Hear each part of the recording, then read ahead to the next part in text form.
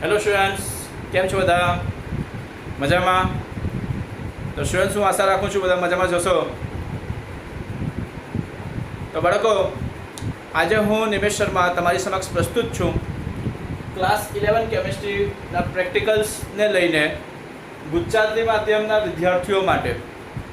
તો બાળકો, આના કરતાં અગાઉ આપણે જે વિડીયો લેક્ચર જોયા હતા, આના કરતાં અગાઉના એક વિડીયો લેક્ચર આપણો બાળકો બની ચૂક્યો છે ક્લાસ 11 કેમિસ્ટ્રી પ્રેક્ટિકલ્સ ગુજરાતી વિડીયોના વિદ્યાર્થીઓ માટે, જેમાં આપણે પ્રયોગ પહેલોની ચર્ચા કર્યા હતા બાળકો. પહેલો પ્રયોગની આપણે ચર્ચા કરી ચૂક્યા છે.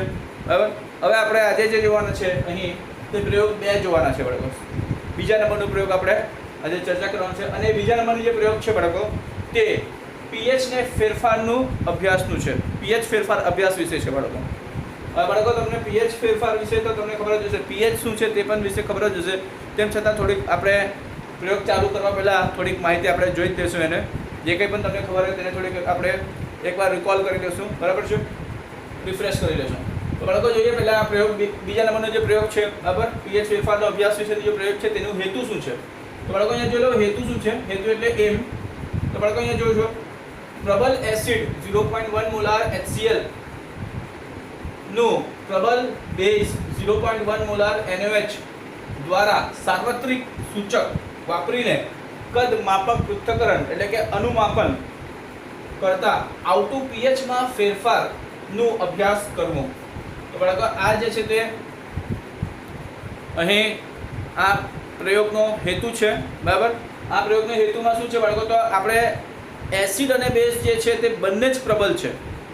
અહીં એસિડ અને બેઝનું અનુમાપનની પ્રયોગ કરવાના છે, અને એ અનુમાપન જે થશે તે અનુમાપન દરમિયાન, બરાબર, જે કંઈ પણ દ્રાવણના પીએચમાં ફેરફાર આવશે તે ફેરફાર થતું જે પણ દેખાય આપણને, બરાબર, તો એ ફેરફાર જ્યારે થશે તો એ ફેરફારનું પીએચના કિંમતમાં જે પણ કંઈ ફેરફાર થાય તે ફેરફારનું આપણે અવલોકન કરવાનું છે બાળકો. ક્લિયર છે? તો અહીં એ અવલોકન કરવા માટે આપણે ફેરફાર થતું છે કે નથી થતું તે ખબર કેવી રીતે પડવાની? તો એના માટે કોઈ સૂચક વપરાય ને, તો એ સૂચક જે વપરાશે તે કયો વપરાશે બાળકો? સાર્વત્રિક સૂચક એટલે કે યુનિવર્સલ ઇન્ડિકેટર. તો બાળકો, યુનિવર્સલ ઇન્ડિકેટર જે છે તેને જ આપણે સાર્વત્રિક સૂચક કહીએ છીએ.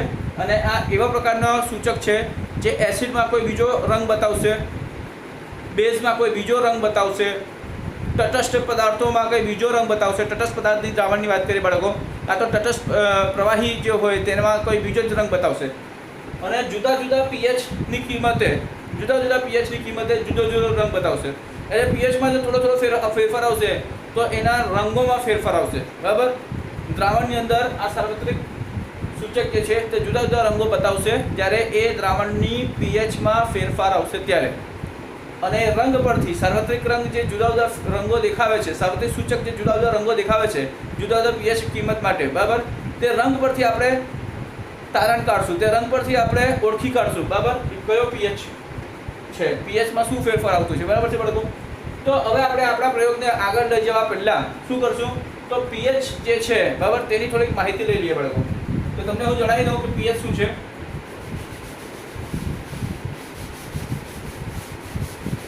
તમે આગળના ધોરણમાં તમે આ વસ્તુ અભ્યાસ કર્યો જ હશો કે પીએચ શું છે. તો બાળકો, પીએચ એટલે ખરેખર એ શું છે? તો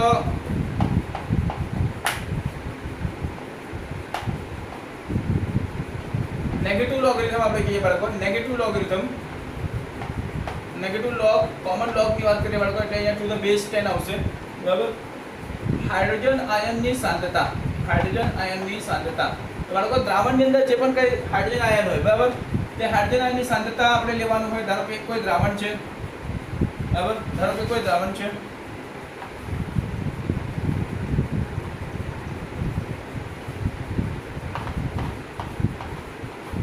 આ રીતે કોઈ દ્રાવણ છે અને દ્રાવણની અંદર હાઇડ્રોજન આયનની જે પણ કંઈ સાંદ્રતા હોય, બરાબર, આ હાઇડ્રોજન આયનની જે પણ કંઈ અહીંયા સાંદ્રતા હોય તે સાંદ્રતાનું આપણે નેગેટિવ લોગરિધમ લેવાનું છે, નેગેટિવ કોમન લોગરિધમ લેવાનું છે. તો આપણને એ શું આપશે? પીએચની કિંમત આપશે. હવે બાળકો, કોઈ આ જ સૂત્રને આપણે આ રીતે પણ લખી શકીએ, પીએચ બરાબર negative logarithm of hydronium ion, બરાબર, તો બેઝ 10 બાળકો આ સૂત્રને આપણે આ રીતે પણ લખી શકીએ છીએ, બરાબર છે. pH બરાબર નેગેટિવ લોગેરિધમ ઓફ હાઇડ્રોજન આયનની જગ્યાએ આપણે હાઇડ્રોનિયમ આયન પણ લખી શકીએ બાળકો, બરાબર, ટુ ધ બેઝ 10. તો હવે આ બંનેમાં શું ફરક છે? તો બાળકો તમને કહી દઉં કે જેટલી H+ આયનની સાંદ્રતા હશે ને તેટલી જ હાઇડ્રોનિયમ આયનની સાંદ્રતા હશે. એનું કારણ શું? તો બાળકો તમને કહી દઉં કે આપણે જો દ્રાવણની વાત કરીએ તો દ્રાવણ સ્વાભાવિક છે કે મોસ્ટલી એમાં દ્રાવક હોય તો પાણી જોઈએ, બરાબર. અને આપણે ધારો કે એસિડની વાત કરીએ તો એસિડનું ધારો કે દ્રાવણ હોય, બરાબર. તો એસિડના દ્રાવણમાં pH આપણે કોના માટે ગણીએ તો એસિડ કેટલું એસિડિક છે, બરાબર. તો એસિડના દ્રાવણમાં, બરાબર, H+ આયન તો હાજર જ હશે ને, ક્લિયર છે બાળકો? તો H+ આયન, બરાબર, એસિડ ધારો કે એસિડ છે તે શું આપે? H+ આયન આપે. H+ આયનનું દાન કરે બાળકો. હવે આ એસિડ જો જલીય દ્રાવણમાં છે તો એમાં પાણી તો હશે જ. તો બાળકો અહીંયા જે એસિડ છે તે એસિડનો H+ આયન એટલે કે પ્રોટોન, આ પ્રોટોન છે બાળકો, પ્રોટોન, બરાબર. આ પ્રોટોન જે છે તેમાં ઇલેક્ટ્રોન નથી. અને બાળકો આ પાણીના જે ઓક્સિજન છે તે ઓક્સિજનમાં તો બે ઇલેક્ટ્રોનનો યુગ્મ છે ને, 2 ઇલેક્ટ્રોન યુગ્મ. તો આ જ્યારે H+ આયન પ્રોટોન જ્યારે પાણીના સંપર્કમાં આવશે, પાણીના અણુના સંપર્કમાં આવશે તો શું થશે? તો ઓક્સિજન પોતાના ઇલેક્ટ્રોનનો એક યુગ્મ આને દાન કરી દેશે. તો આને દાન કરશે બાળકો, ક્લિયર છે? તો એક આખો ઇલેક્ટ્રોનનો યુગ્મ એટલે કે 2 ઇલેક્ટ્રોન આને દાન કરશે. તો શું થશે? હાઇડ્રોજન અને ઓક્સિજન વચ્ચે બંધ રચાશે. તો હાઇડ્રોજન અને ઓક્સિજન વચ્ચે જ્યારે પણ બંધ રચાય તો શું થાય બાળકો? હાઇડ્રોજન અને ઓક્સિજન વચ્ચે જો બંધ રચાશે તો શું થશે? હાઇડ્રોનિયમ આયન બનશે. ક્લિયર થયું બાળકો? તો ઓક્સિજન પર ફોર્મલ ચાર્જ આવી જશે, બરાબર, પ્લસનો. અને ઓક્સિજન પાસે 2 ઇલેક્ટ્રોન યુગ્મ જે હતા તે જગ્યાએ હવે એક જ ઇલેક્ટ્રોનનો યુગ્મ રહેશે. તો અહીંયા તમે જોઈ શકો અહીંયા 2 હતા, હવે એક હાઇડ્રોજન વધારાનો આવી ગયો, ઓક્સિજન સાથે જોડાઈ ગયો. ક્લિયર થયું બાળકો? બીજી વાત કહું તો અહીંયા pH ની તો વાત, pH નું સૂત્ર તો તમને ખબર પડી જ જાય છે. બીજી વાત કહું બાળકો તો હાઇડ્રોજન આ પાણી જે છે તે પાણી આ રીતે કોણીય આકાર હોય, બરાબર. તો હાઇડ્રોનિયમ આયન કેવો આકાર બનાવશે? આવો, આ પ્રમાણે. ક્લિયર છે બાળકો? તો અહીંયા જો H+ આયન જે છે, બરાબર, તો અહીંયા આવશે, બરાબર ને, અહીંયા આવશે એટલે કોણીય આકારની જગ્યાએ શું થશે? આ રીતે બનાવશે ખૂણો, બરાબર. તો બાળકો આ હાઇડ્રોજન આયન છે. તો આની સાંદ્રતાની વાત કરીએ કે તો આની સાંદ્રતાની વાત કરીએ, જેટલા H+ આયનની સાંદ્રતા હોય તેટલા જ આની સાંદ્રતા આવશે, બરાબર છે બાળકો. તો એ બંનેની સાંદ્રતા જે એક જ દ્રાવણમાં હોય, બરાબર, આમાંથી કોઈ પણ એક વસ્તુની સાંદ્રતા આપણે ગણી લઈએ તો એની સાંદ્રતા જે દ્રાવણમાં હોય છે, બરાબર, તો એનો આપણે એ સાંદ્રતાની આપણે જે કિંમત લઈએ એ કિંમતને આપણે નેગેટિવ લોગેરિધમ શોધી લઈએ, સામાન્ય નેગેટિવ લોગેરિધમ. તો એ આપણને pH ની કિંમત આપે.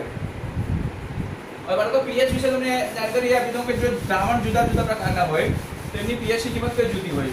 એટલે pH ની વિસ્તારની વાત કરીએ તો pH નો જે સ્કેલ છે તેની આપણે વાત કરી શકીએ બાળકો. તો તમે આ રીતે pH સ્કેલ વિશે તો ભણ્યા જ હશો, બરાબર. pH સ્કેલ જેમાં તટસ્થ તરીકે વચ્ચેનો શું આવે તો 7, બરાબર. તો 1 થી 1 2 3 4 5 6 7 14 સુધીનો હોય બાળકો.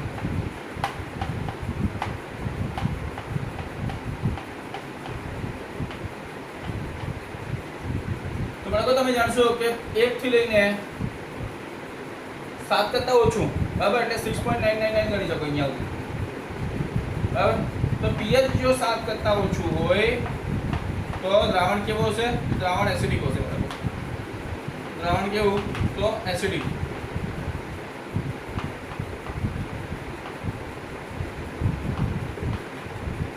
એક્ઝેક્ટ 7 હોય તો દ્રાવણ કેવો બાળકો? તો તટસ્થ.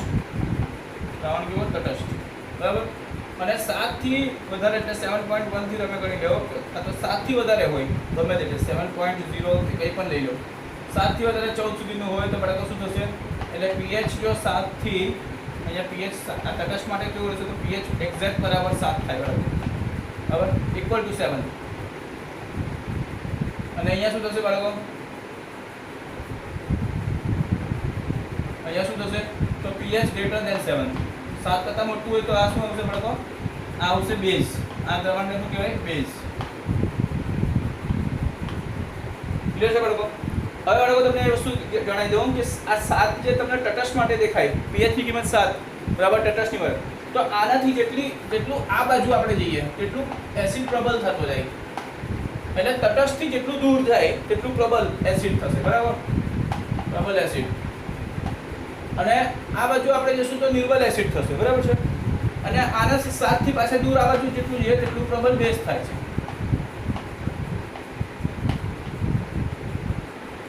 એટલે કહેવાનો મતલબ એવું છે બાળકો, એસિડ અને બેઝની જે પ્રબળતા છે તે એના તટસ્થીકરણથી જેટલી દૂર કિંમત હોય, હવે એના તટસ્થીકરણ એટલે કે એના pH બરાબર 7 કરતાં જેટલી દૂર હોય, બરાબર, તેટલું એની પ્રબળતા હશે. ક્લિયર છે બાળકો? તો આ બધું જે છે તે થોડોક બેઝિક છે જે આપણો સ્ટ્રોંગ હોવો જોઈએ.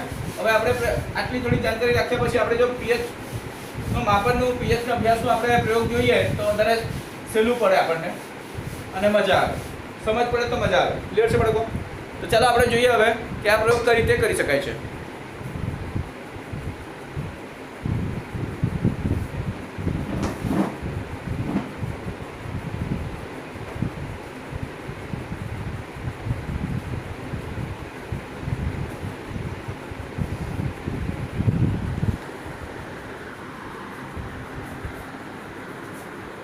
તો બાળકો આ તમારી સમક્ષ છે અહીં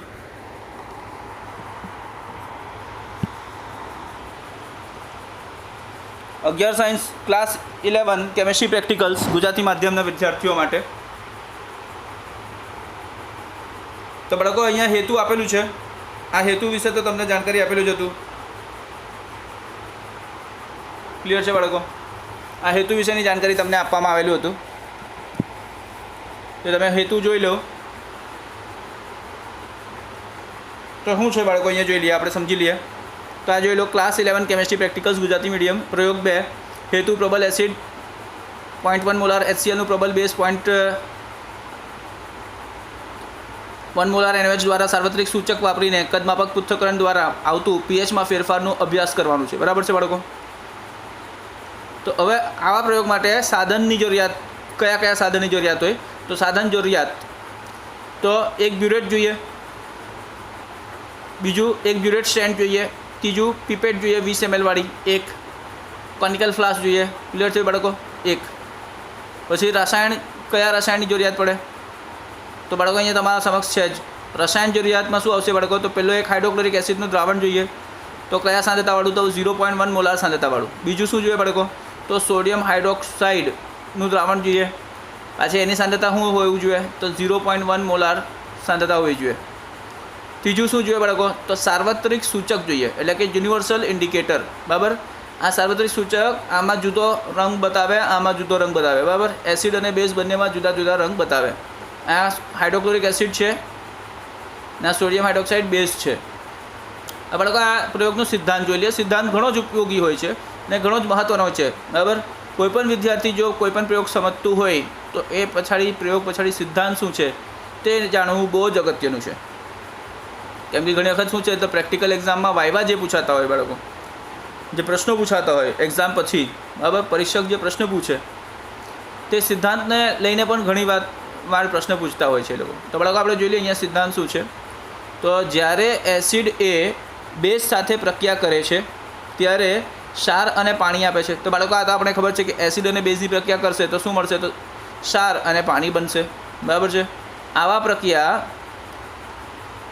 જે એસિડ અને બેઝ વચ્ચે થાય છે તેને શું કહેવાય? તો તટસ્થીકરણ કહેવાય છે બાળકો. તટસ્થીકરણ પ્રક્રિયા કહેવાય, એટલે કે ન્યુટ્રલાઇઝેશન રિએક્શન. બરાબર? હવે તમને કહું કે તટસ્થીકરણ જે પ્રક્રિયા થાય તો તટસ્થીકરણ પ્રક્રિયા દરમિયાન અહીં શું થતું છે? તો હાઇડ્રોનિયમ આયનની સાંદ્રતા બદલાય છે. તો બાળકો હાઇડ્રોનિયમ આયન કેવી રીતે બને તે તો હું તમને જણાવ્યું જ હતું, તેમ છતાં એકવાર ફરીથી અહીંયા બતાવી દેવા. તો બાળકો તટસ્થીકરણ પ્રક્રિયા દરમિયાન શું થાય છે? તો હાઇડ્રોનિયમ આયનની સાંદ્રતા બદલાય છે. ક્લિયર? તો હાઇડ્રોજન આયનની જો સાંદ્રતા બદલાશે તો એનાથી શું થશે? તો માટે લખ્યું છે માટે pH પણ બદલાઈ જાય છે. તો કેમ pH બદલાય છે? તો બાળકો અહીંયા જો આનું સૂત્ર અહીંયા એકવાર ફરીથી લખી દીધું છે. કારણ શું છે? તો pH બરાબર શું થાય? તો નેગેટિવ લોગરિથમ. બરાબર? Negative logarithm of hydrogen ion concentration. એટલે કે બાળકો આ જે ચોરસ કૌંસ છે ને તે સાંદ્રતા માટે છે. કોની સાંદ્રતા? તો હાઇડ્રોજન આયનની સાંદ્રતા. ચોરસ કૌંસ અહીં સાંદ્રતા સૂચવે હાઇડ્રોજન આયનની, બરાબર. અને અહીંયા આપણે લોગ કયો લેવાનો છે બાળકો? તો સામાન્ય લોગ, બરાબર, એટલે બેઝ 10 હશે આનો. ક્લિયર થયું બાળકો? તો આ જ રીતે આ જ પીએચનું સૂત્ર આપણને થઈ શકે, બરાબર. પીએચ બરાબર negative logarithm of concentration of hydronium ion, એટલે કે હાઇડ્રોનિયમ આયન H3O પ્લસ આયનની સાંદ્રતાનું સામાન્ય લોગ ગુણ્યા -1, બરાબર, એટલે ઋણ સામાન્ય લોગ, તે પીએચની કિંમત આપે, બરાબર, એ દ્રાવણની. તો બાળકો આપણે આ પહેલાં હાઇડ્રોનિયમ આયન વિશે સમજી લઈએ. તો બાળકો કોઈ પણ એસિડ હોય કે એસિડ જેવા કોઈ પણ પદાર્થો હોય, બરાબર, જે પ્રોટોનનું દાન કરે, કે જ્યાંથી પ્રોટોન કોઈ પણ પ્રોટોનનો સ્ત્રોત, બરાબર, H+ આયનનો સ્ત્રોતવાળી વસ્તુ આપણે લઈ લઈએ, બરાબર. તો H+ આયન આપવાવાળી જે પણ વસ્તુ હોય, બરાબર, તે H+ આયન આપશે. હવે એની સંપર્કમાં જો પાણીનો અણુ હશે તો શું થશે? H+ આયન એટલે કે આ પ્રોટોન જે છે તેની સંપર્કમાં જો પાણીનો અણુ આવે તો પાણીના અણુના જે ઓક્સિજન છે, બરાબર, કેન્દ્ર પરમાણુ ઓક્સિજન જે છે તે શું કરશે? તો એ પોતાના 2 લોન પેરમાંથી, બરાબર, 2 યુગ્મિત ઇલેક્ટ્રોન જે છે તે બંને યુગ્મિત ઇલેક્ટ્રોનમાંથી 1 યુગ્મિત ઇલેક્ટ્રોનનું દાન કરશે. કોને? આવા સ્પીસીસ માટે, બરાબર, જેની પાસે ઇલેક્ટ્રોન નથી. આ કેવો સ્પીસીસ છે? આની પાસે ઇલેક્ટ્રોન નથી ને, આ પ્રોટોન છે, આની પાસે ઇલેક્ટ્રોન છે જ નહીં. તો આને ઇલેક્ટ્રોનનું દાન કરે. હવે આને ઇલેક્ટ્રોનનું દાન કરે તો આ કંઈ એમ તેમ ફોકટમાં તો દાન કરવાનું નથી. આને તો ભાઈ આની હાથે બંધ બનાવવું પડે ને. તો હાઇડ્રોજન આની હાથે બંધ બનાવશે તો જ આને આ ઓક્સિજન દાન કરી શકે, બરાબર છે. કેમ કે ઓક્સિજન તો પોતાની જ વિદ્યુત ઘનતા વધારે છે. તો ઓક્સિજન શું કરશે? અહીંયા સર્વાંગ સંયોજક બંધ બનાવશે આની હાથે, હાઇડ્રોજન સાથે, બરાબર છે.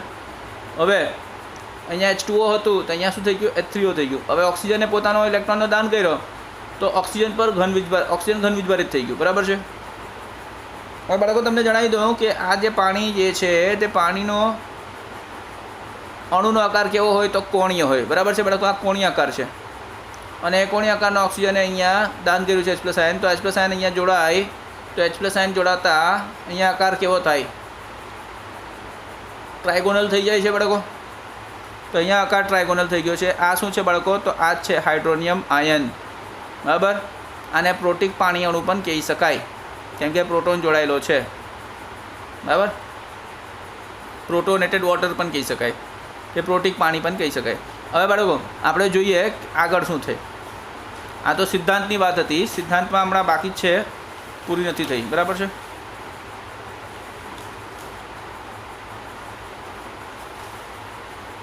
તો બાળકો આગળ ચર્ચા કરીએ, ચર્ચાને આગળ વધાવીએ.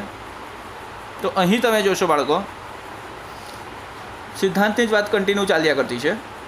તો જ્યારે પણ એસિડનું બેઝ સાથે અનુમાપન કરવામાં આવે છે ત્યારે પીએચમાં વધારો થાય છે. તો એસિડમાં આપણે બેઝ નાખશું બાળકો, તો એસિડનો પહેલાં તો પીએચ ઓછો હશે ને, અને બેઝ નાખશું તો બેઝ એને ક્યાં લઈ જશે? એસિડના દ્રાવણને તટસ્થીકરણ કરવા લાગશે તો તટસ્થ નજીક લઈ જશે. તો ઓછા પીએચથી તટસ્થ પીએચ સુધી ના હોય તો પીએચમાં વધારો થશે ને બાળકો. કેમ કે એસિડની પોતાની પીએચ તો બહુ વધારે હોય, બહુ ઓછો હોય, સોરી, ઘણો ઓછો હોય, અને આપણે બેઝ નાખશું તો પીએચમાં વધારો થાય. બેઝનો બહુ વધારે હોય, બરાબર. તો આવું થશે, પીએચમાં વધારો જણાશે. ને વળી આના કરતાં જો ઊંધું આપણે વિચારીએ બાળકો, કે જ્યારે બેઝનું એસિડ સાથે અનુમાપન કરવામાં આવે છે ત્યારે પીએચમાં ઘટાડો થાય. એટલે બેઝનું પહેલાંથી તો બહુ વધારે જ હોય, એમાં આપણે ઓછા પીએચ ધરાવતા દ્રાવણ નાખશું, એટલે કે એસિડ નાખશું, બરાબર. તો શું થશે? પીએચમાં ઘટાડો થશે. કેમ? કેમ કે આ પાછે વધારે પીએચની કિંમતથી કાં લઈ જશે? તો તટસ્થીકરણ પાસે લઈ જશે. દ્રાવણને તટસ્થ બનાવવાની ટ્રાય કરે, બરાબર. તો પીએચમાં ઘટાડો થશે. તો અહીં તમે પીએચમાં વધારો નોંધી શકો ને અહીં તમે પીએચમાં ઘટાડો નોંધી શકો. હવે બાળકો આપણે આ બધું તો જે છે તે સિદ્ધાંતની વાત હતી. હવે આપણે જે પ્રયોગ કરવાનો છે તેની પદ્ધતિની વાત કરી લઈએ, એટલે ખબર પડે કે ખરેખર આ પ્રયોગમાં કરવાનું શું છે. તો બાળકો જોઈ લઈએ પદ્ધતિ છે, પદ્ધતિની રીત. તો પદ્ધતિની રીતમાં સૌથી પહેલાં આપણે શું કરવાનું છે? તો 0.1 મોલાર NaOH દ્રાવણથી બ્યુરેટને સાફ કર્યા બાદ રિન્સ કરવાનું છે, બરાબર. રિન્સ કરો, ત્યારબાદ બ્યુરેટના નોઝલમાંથી દ્રાવણને બહાર કાઢો.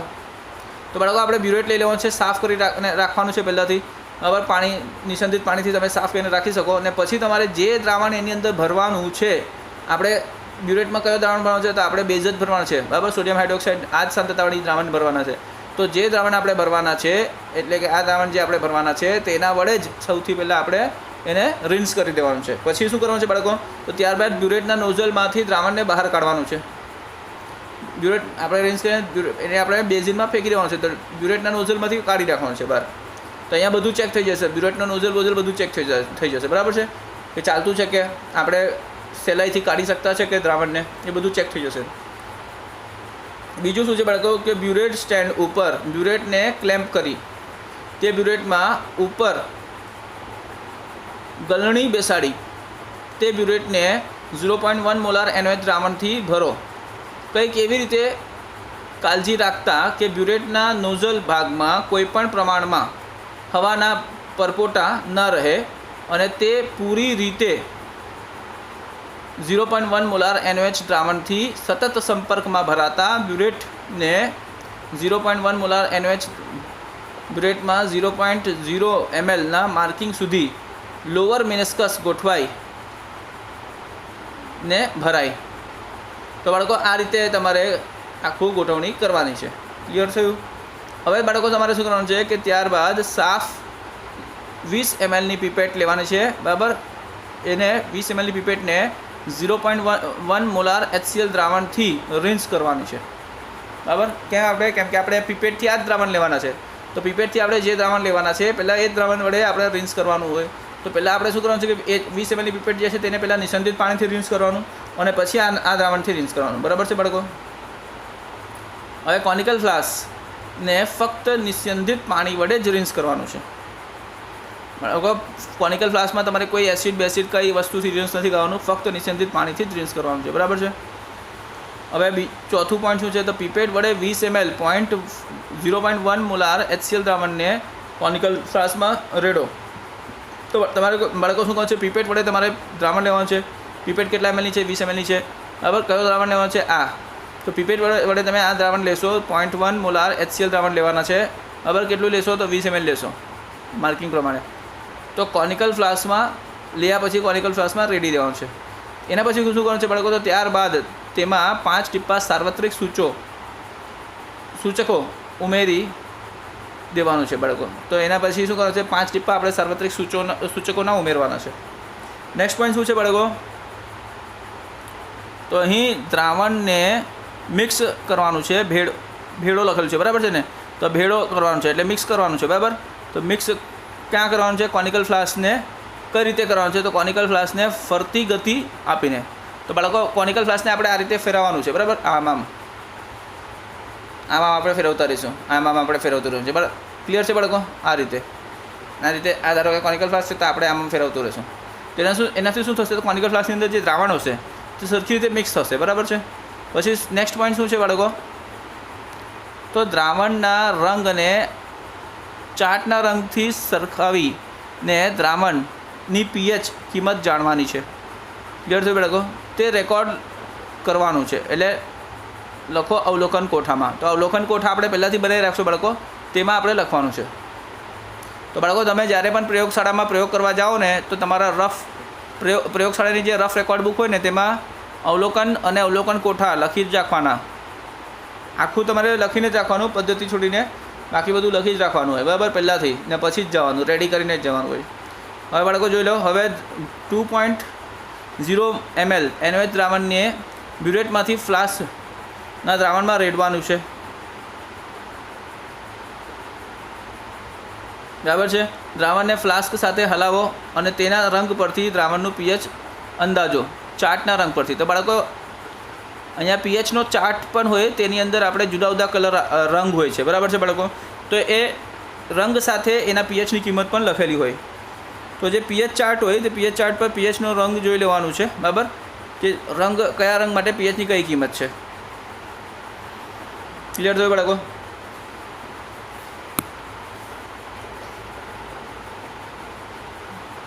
હવે બાળકો HCl દ્રાવણનું કદ વપરાયેલું હોય તે નોંધવાનું છે અને દ્રાવણના pH અંદાજો. ક્લિયર? તો અહીંયા દ્રાવણનો આપણે pH અંદાજવાનું છે. NaOH દ્રાવણને 2.0 ml થી 2.0 ml એટલે 2 ml આપણે કોનિકલ ફ્લાસ્કમાં ઉમેરતા જવાનું છે બાળકો, અને ફ્લાસ્કને હલાવતા જવાનું છે. હલાવતા દરેક વખતે દ્રાવણની pHને દ્રાવણની રંગ ચાર્ટના રંગ પરથી સરખાવીને નોંધવાની છે. ક્લિયર થયું બાળકો? નોંધેલા પીએચ અવલોકન કોઠામાં લખવાનું છે. પછી નેક્સ્ટ શું છે તો જ્યારે પીએચ બદલાવાનો શરૂ થાય ત્યારે NaOH દ્રાવણના કદને ઉમેરતા ઘટાડો, બરાબર છે, ઉમેરતા આપણે ઘટાડી દેવાનું છે. તો કેટલા, તો 2 ml થી લઈને 2 ml થી આપણે ઘટાડતા 0.5 ml કરી નાખવાનું છે, બરાબર. એટલે જ્યારે પીએચ બદલાવાનું શરૂ થશે ને ત્યારે આપણે ધીમે ધીમે ઓછું ઉમેરવાનું છે સોડિયમ હાઇડ્રોક્સાઇડ બ્યુરેટમાંથી. હવે બાળકો જો કે જેટલી વધારે શક્ય થાય તેટલી વધારે ઘણી અવલોકન માહિતી મેળવો. ક્લિયર થયું? પ્રયોગને ત્યાર સુધી ચાલુ રાખો જ્યાર સુધી તેમાં ઉમેરેલા HCl દ્રાવણની કુલ કદ 30 ml ના થાય. તો બાળકો HCl આપણે જે દ્રાવણ ઉમેરતા છે કેમાં કુલ કદ, બરાબર, HCl ના કુલ કદ જ્યાં સુધી 30 ml ની થાય ત્યાં સુધી. ક્લિયર થયું બાળકો?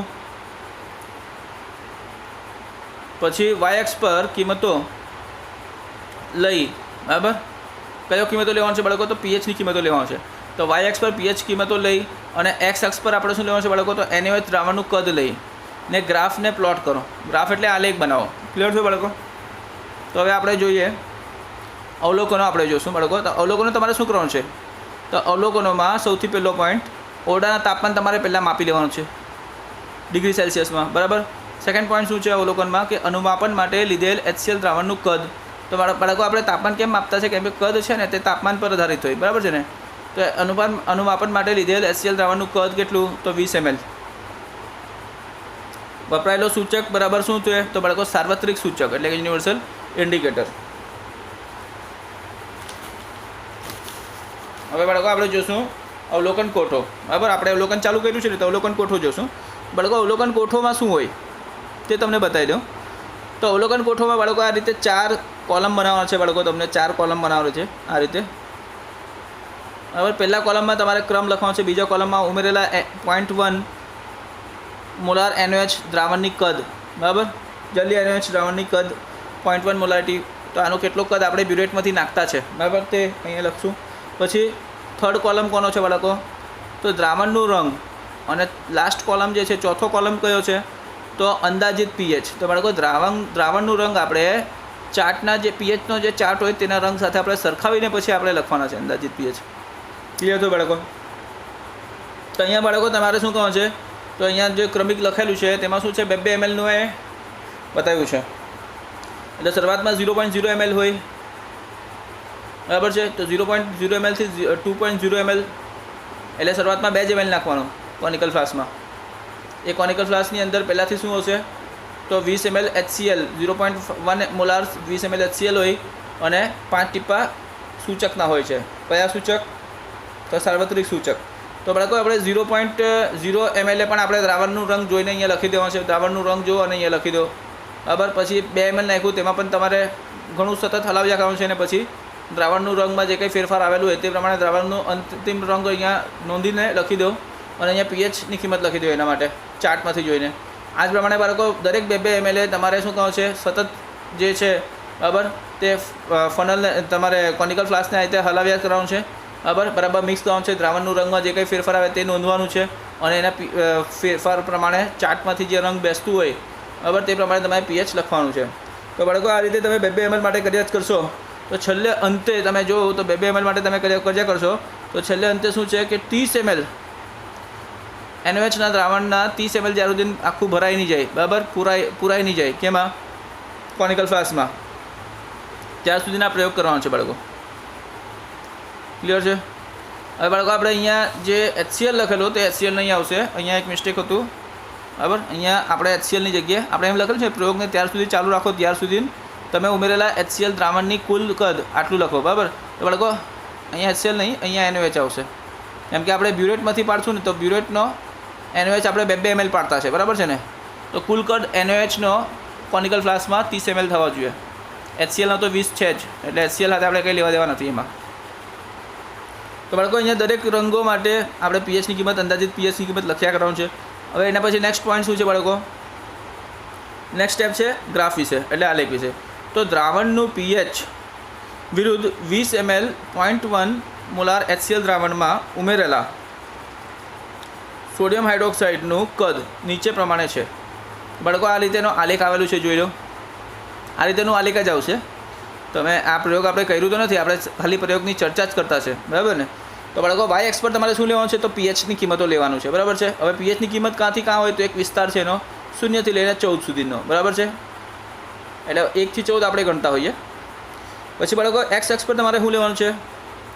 તો ઉમેરેલો સોડિયમ હાઇડ્રોક્સાઇડનું કદ, એટલે બ્યુરેટમાંથી જે સોડિયમ હાઇડ્રોક્સાઇડ કેમાં પડે? કોનિકલ ફ્લાસ્કના દ્રાવણમાં પડે તેટલું જ આપણે લખવાનું છે, બરાબર? બ્યુરેટમાં તો ઘણું બધું હોય, 50 ml ની બ્યુરેટ હોય તો 50 ml હોય, એમાં તો એ બધું નથી જોવાનું. બ્યુરેટમાંથી આપણે કેટલા ml પાડ્યા? તો શરૂઆતમાં તો આપણે કંઈ નથી પાડ્યા, તો 0 જ. પછી શરૂઆતમાં આપણે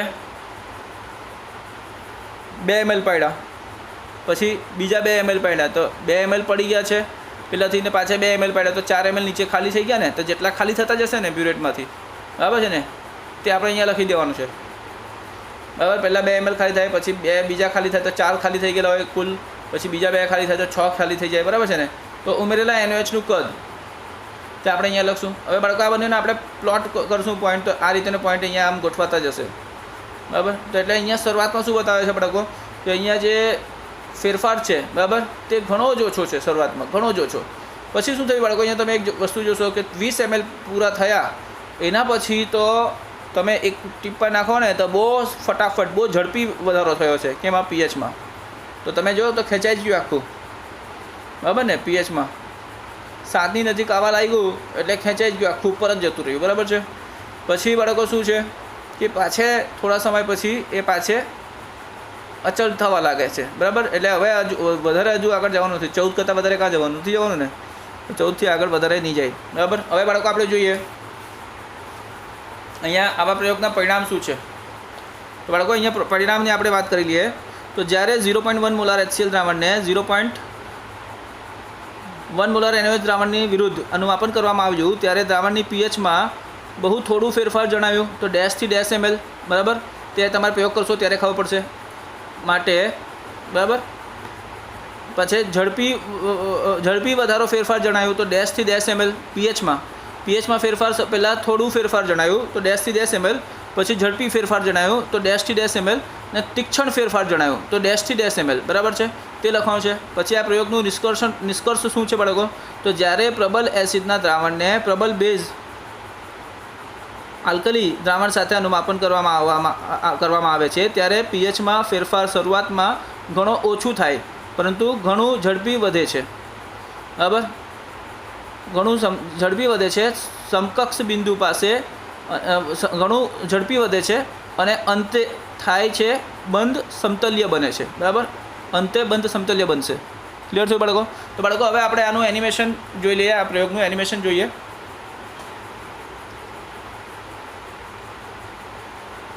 તો બાળકો આ તમારી સામે એનિમેશન અહીંયા પ્રસ્તુત છે. આ પ્રયોગનું એનિમેશન તમારી સામે અહીંયા પ્રસ્તુત છે બાળકો. તો હવે આપણે જોઈ લઈએ. તો અહીંયા આપેલું જ છે aim to study the change in pH during the titration, બરાબર? તો અહીંયા તમારી સમક્ષ પ્રસ્તુત છે, આ તે જોઈ લઈએ આપણે.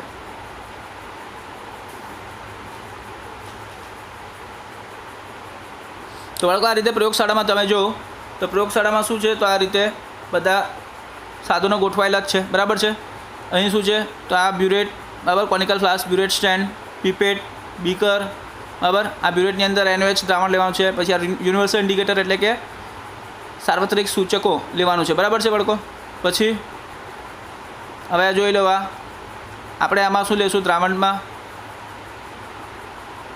HCl લેવાના છે, બરાબર? પીપેટ વડે. તો પીપેટ વડે આપણે HCl લેશું અને એ HCl જે આપણે પીપેટ વડે લેશું તે આપણે ક્યાં નાખવાના? તો આ કોનિકલ ફ્લાસ્કની અંદર આપણે નાખી દઈશું. HCl લઈ લીધું, ભરી લીધું. પીપેટમાં જો HCl ભરાતું છે જોઈ લઉં, બરાબર? HCl ભરાશે એટલે પછી આપણે ક્યાં નાખવાનું છે? એને તો અહીંયા નાખી દેવાનું છે. હવે આ પીપેટથી આપણે HCl આ કોનિકલ ફ્લાસ્કમાં નાખી દીધું બાળકો. અહીં એ લોકો 25 ml બતાવે છે, આપણે 20 ml વાળી પીપેટ લેવાની છે. આ તો ખાલી એક મેથડ છે બાળકો, તમારે જોવાનું છે, બરાબર? પછી બાળકો આપણે અહીંયા જે યુનિવર્સલ ઇન્ડિકેટર છે એટલે કે સાર્વત્રિક સૂચક છે તે આપણે લઈને આની અંદર નાખી દેવાનું છે. તે લઈને આપણે આની અંદર નાખી દેવાનું છે બાળકો, કોનિકલ ફ્લાસ્કની અંદર. ટાઇટ્રેશન અનુમાપન ચાલુ કરવા પહેલાં. હવે બ્યુરેટની અંદર સોડિયમ હાઇડ્રોક્સાઇડ દ્રાવણ છે જ, તો બ્યુરેટમાં સોડિયમ હાઇડ્રોક્સાઇડની દ્રાવણ છે બાળકો.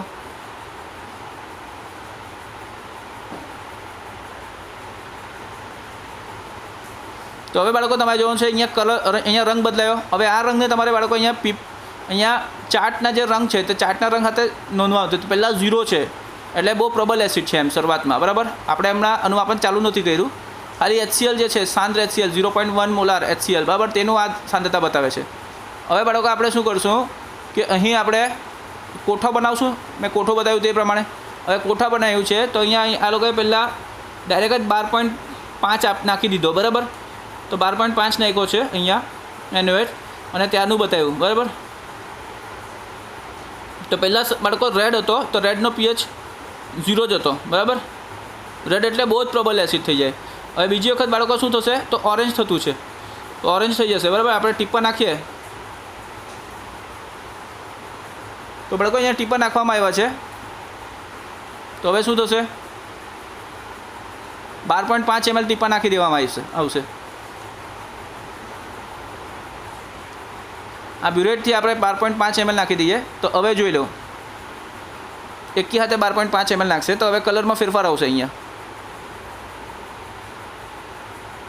હવે જો અહીંયા જો રીડિંગ, અહીંયા જો રીડિંગ 11.87 ને પછી 12. બરાબર ને, આટલું થયું. તો આટલું નાખ્યું તો બાળકો અહીંયા તમે જોશો તો રંગ બદલાઈ ગયેલો છે. રેડ હતું તો ઓરેન્જ થઈ ગયો છે, કેસરી, બરાબર.